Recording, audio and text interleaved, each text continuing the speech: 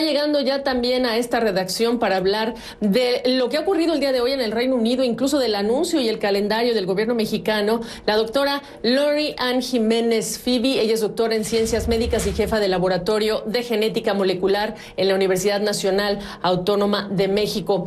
Doctora Lori-Ann, déjame poner primero la expresión que hace el canciller Marcelo Ebrard después de anunciar el calendario y el plan de vacunación. Escuchemos juntas.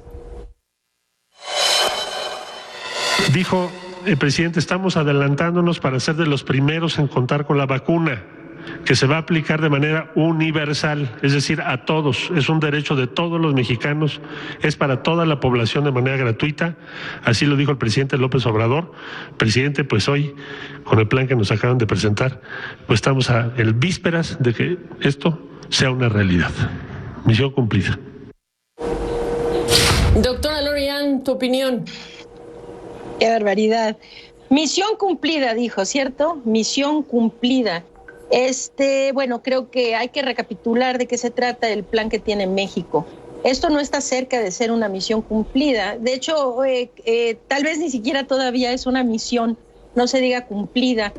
Lo que se anuncia hoy en la mañana es la posibilidad de que México va a tener entre los meses de diciembre y enero 250,000 dosis de la vacuna de Pfizer. Esta es la que hoy se empezó a aplicar en el Reino Unido. 250,000 dosis, esta vacuna requiere 2 dosis para que una persona quede inmunizada. Esto quiere decir que se podrá con ello vacunar, inmunizar en el esquema completo para esta vacuna a 125,000 personas. Si a eso le llaman misión cumplida, pues no sé de qué estamos hablando, ¿verdad? Porque simple y sencillamente en nuestro país de personal de salud hay más de 750,000 trabajadores profesionales de la salud.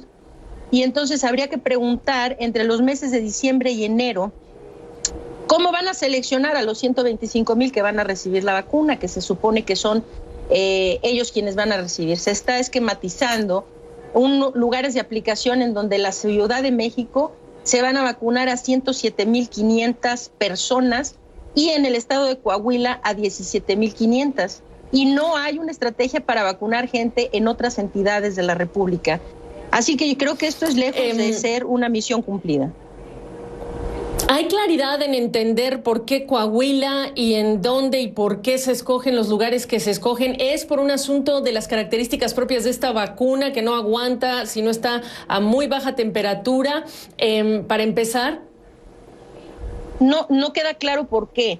Sería lógico que la Ciudad de México fuera uno de los blancos de vacunación para el personal de salud, siendo que es el sitio que concentra la mayor cantidad de infecciones y de defunciones, o sea, de casos y defunciones en la República Mexicana. Ahora, ¿por qué el estado de Coahuila? No hay claridad de por qué seleccionaron a Coahuila y no, por ejemplo, a Chihuahua, o a Nuevo León, o a Jalisco, o a Veracruz, o a Oaxaca. No queda claro por qué. La logística sería la misma en Coahuila que en cualquier otro estado. ¿Y por qué los trabajadores de la salud y no, por ejemplo, los ancianos o las personas, los adultos mayores, como es el caso del Reino Unido? Bueno, esta es una cuestión de estrategias que así se decidió en nuestro país. No le veo nada de raro, ni de complicado, ni de equivocado. Concentrar primero en la población de los profesionales de la salud. De hecho, son quienes están más expuestos. Y estoy de acuerdo con que se inicie la vacunación con el personal de la salud, desde luego. Si no se cuida a quienes están cuidando la salud de otros, ¿cómo vamos a tener salud? Entonces, creo que pues es simplemente por qué se eligió así, pues es parte de la estrategia. No hay una razón concreta. Cada país está decidiendo cuáles serán las poblaciones prioritarias y en qué calendario se les vacunará. Ahora, al Reino Unido y también a México, hablemos de México como ejemplo de lo que veremos en el mundo. Hay 3 convenios con farmacéuticas: Pfizer, AstraZeneca y CanSino, son las que se mencionaron esta mañana. ¿A quién se le pone qué tipo de vacuna? ¿Hay algún criterio que diga qué tipo de población que debe recibir un tipo de vacuna versus otro? No lo hay. De hecho, esta es la pregunta del $1,000,000, ¿verdad? Si se va a tener 3 diferentes vacunas, esto va a ser por conveniencia, por calendarización, por poblaciones específicas. ¿Cómo es que esto va a surtir efecto? no se tuvo ninguna claridad al respecto en la plática del día de hoy, porque hoy que se da a conocer la supuesta estrategia en nuestro país de vacunación, lo que queda claro es que no tienen claro las autoridades exactamente qué es lo que van a hacer, porque lo único que se establece con claridad es que van a haber 125,000 vacunados en enero y febrero, lo cual no va a tener ningún impacto sobre el desarrollo de la pandemia per se. Es decir, que 125,000 personas vacunadas en un país que tiene más de 129 millones de habitantes y en donde se requiere que por lo menos el 70% de la población esté vacunada, 125,000 personas es ni siquiera un buen comienzo, es muy poca gente. Pero vamos a decir, eso quedó claro, que van a haber 125,000 vacunados y lo que va a ocurrir desde el mes de febrero en adelante es completamente ambiguo.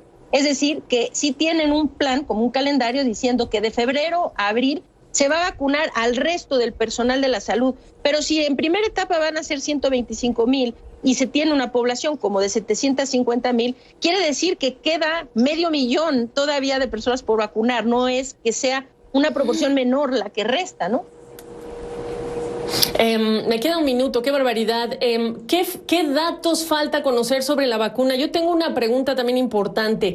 Usemos el dato de vacunación del Reino Unido. Cuando se refiere uno a dosis, ¿esas incluyen las dos o estamos incluyendo a nivel unitario? Y en el caso del Reino Unido se habla de vacunar a 40 millones de personas. Mi pregunta es, ¿se inyecta a 40 millones de dosis? ¿Se inyecta a 40 millones de personas o esas 40 millones de dosis en realidad son 20, ¿no? Es decir, es la mitad y los beneficiarios también son la mitad de los potenciales pacientes.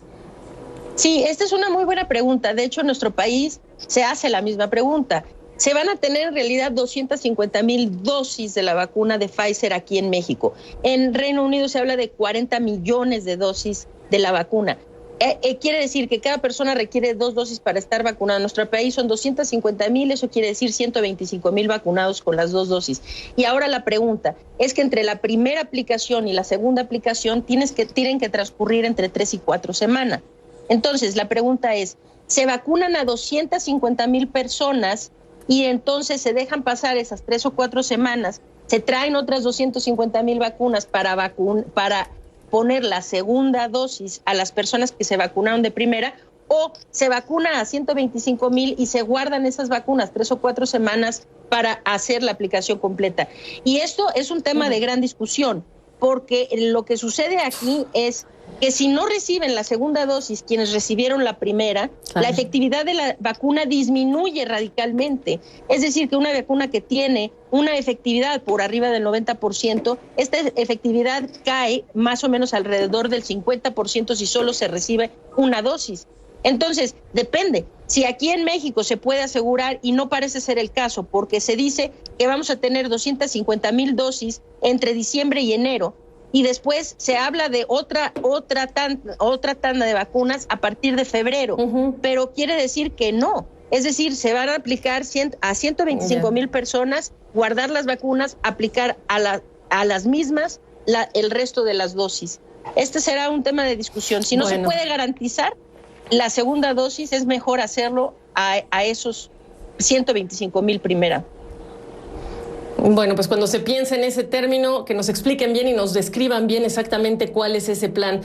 Doctora, muchísimas gracias. Qué placer platicar de estos temas tan importantes en este momento. Muchas gracias. Al contrario, Gabriela, que estés muy bien. Buenas tardes.